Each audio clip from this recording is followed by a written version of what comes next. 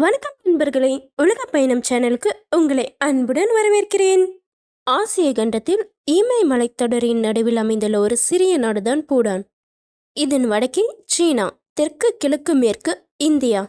கடல் இல்லாத நாடு என்றாலும் உலகின் மிக அழகான மலை நாடுகளில் ஒன்றாக பூடான் கருதப்படுகிறது. இந்த நாட்டின் மொத்த மக்கள் தொகை சுமார் 8 லட்சம் மட்டுமே. அதாவது நம்ம இந்தியாவின் ஒரு பெரிய நகரத்தில் இருக்கும் மக்களை விட குறைவான மக்கள். பூடானின் தலைநகரம் திம்பு. இந்த நகரத்துல உங்களை ஒரு விஷயம் ரொம்ப ஆச்சரியப்படுத்தும். பல இடங்கள்ல இன்னும் டிராஃபிக் சிக்னல் கூட கிடையாது. அதற்கு பதிலாக போலீசாரை கையசைத்து போக்குவரத்தை ஒழுங்குபடுத்திக்கிறார்கள். இதை விட ஒன்று சொல்லணும்னா, இயற்கையின் சொர்க்கம்னு சொன்னாலே பூடான் தான் ஞாபகம் வரும். பூடானில் எங்கு பார்த்தாலும் பச்சை மலைகள், அழகான பள்ளத்தாக்குகள், வெள்ளை மேகங்கள், தெளிவான ஆறுகள், குளிர்ச்சியான காற்று, இதெல்லாம் பார்க்கவே கண்கொள்ளாத காட்சின்னு சொல்றாங்க. இங்கு இருக்கும் பல மலைகள் 7000 மீட்டருக்கும் அதிக உயரம் கொண்டவை. சில மலைகளில் இன்று வரை மனிதர்கள் யாரும் ஏற அனுமதிக்கப்படவில்லை. ஏன் தெரியுமா? அந்த மலைகளை புனிதமான இடங்களாக மக்கள் நம்புகிறார்கள். இயற்கையை மதிப்பதுதான் பூடான் மக்கள் வாழ்க்கையின் ஒரு முக்கிய பங்கு வகிக்கிறது. பல நூற்றாண்டுகளாகவே இந்த நாடு உலகத்திலிருந்து கொஞ்சம் தனித்தன்மை வாய்ந்ததாகவே இருக்கு. வெளிநாட்டு கலாச்சாரத்தை இங்குள்ள மக்கள் அதிகமா விரும்புறதில்ல. அவங்களோட பாரம்பரிய கலாச்சாரத்தை மட்டுமே இப்போ வரைக்கும் கடைபிடிச்சிட்டு இருக்காங்க. 1907ஆம் ஆண்டு பூடானில் முடியாட்சி அதிகாரப்பூர்வமாக தொடங்கியது. இப்பவும் அந்த நாட்டில் அரசர் இருக்காங்க. ஆனால் மக்களின் நலனுக்காகவும் ஜனநாயக அரசும் செயல்பட்டு இருக்கு. அதனால தான் பாரம்பரியம், நவீன வளர்ச்சி ரெண்டையுமே சமநிலையுடன் கொண்டு செல்லும் நாடாக பூடான் திகழ்கிறது. நம்ம இப்போ வரைக்கும் பார்த்துட்டு இருந்தது பூடானோட வெளிப்புற அழகு தான். ஆனால் இந்த நாட்டை உலகம் முழுவதுமே பிரபலமாக்க காரணம் என்ன? அந்த நாட்டோட அழகான மலைகளோ அழகான கோவில்களோ இல்லை. ஒரே ஒரு காரணம், மக்களின் மகிழ்ச்சி தான். ஒரு நாட்டின் மிகப்பெரிய செல்வம். இந்த ஒரே ஒரு கொள்கை தான் பூடான உலக வரைபடத்துல தனித்துவமா நிற்க வைக்கிறது. ஆனாலும் ஒரு நாட்டோட மகிழ்ச்சியை எப்படி அளவிட முடியும்?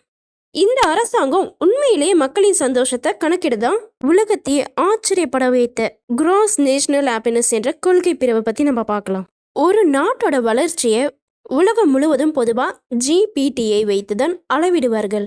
அதாவது அந்த நாடு எவ்வளவு பணம் சம்பாதிக்குது, எவ்வளவு பொருட்களை உற்பத்தி செய்யுது, இதுதான் ரொம்ப முக்கியம்.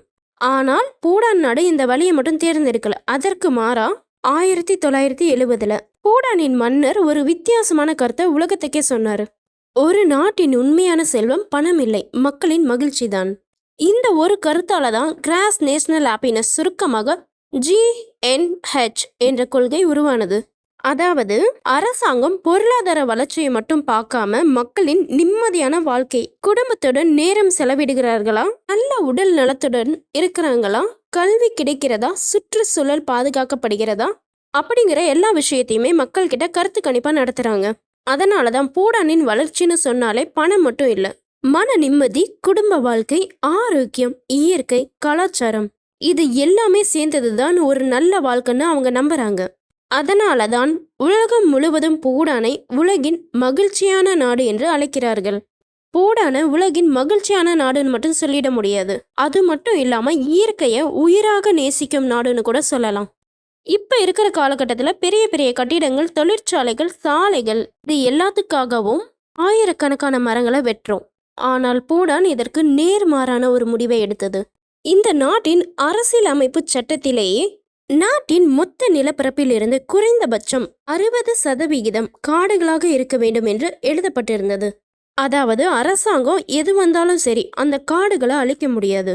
அதனாலதான் அரிய வகை புலிகள், சிறுத்தைகள், சிவப்பு பாண்டாக்கள், கருப்பு கழுத்து நாரைகள் போன்ற பல அரிய வகை உயிரினங்கள் இங்கு பாதுகாப்பாக வாழ்கின்றன.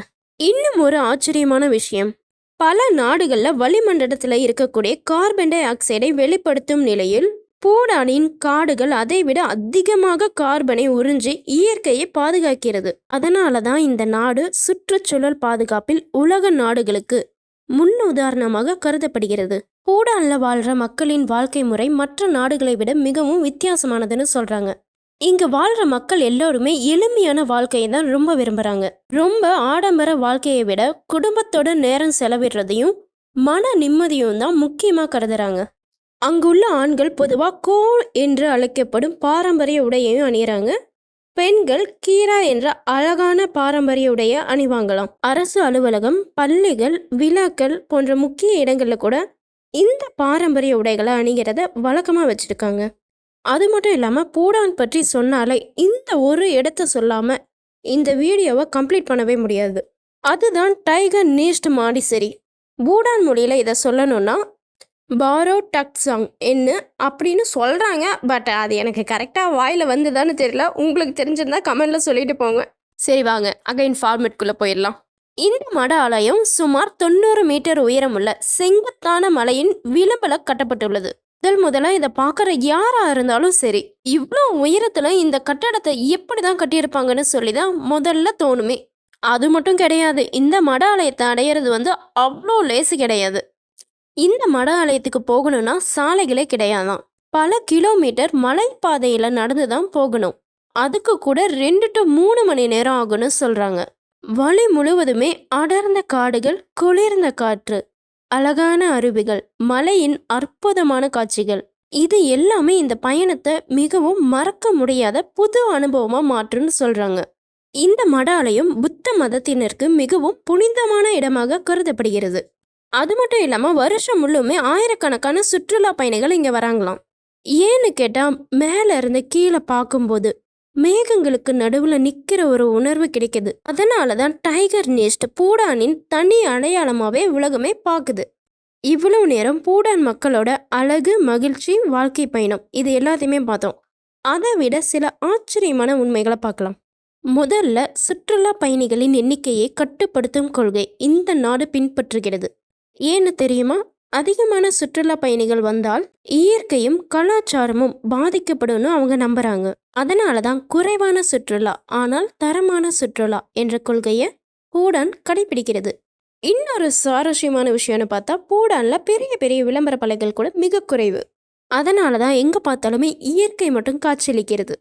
அது மட்டும் கிடையாது, பூடான்ல பழமையான கட்டிடக்கலையை தான் இப்போ வரைக்கும் கட்டிட்டு இருக்காங்க.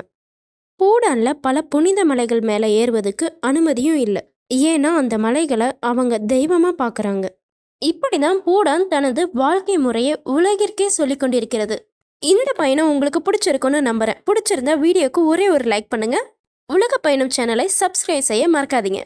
அன்று நான் பேசுகிற விதம், என்னோட வாய்ஸ் உங்களுக்கு பிடிச்சிருக்கா பிடிக்கலன்னு கமெண்டில் சொல்லுங்கள். அடுத்த வீடியோவில் உலகின் இன்னொரு ஆச்சரியமான இடத்துல மீண்டும் சந்திப்போம். நன்றி, வணக்கம். தேங்க்யூ ஃபார் வாட்சிங்.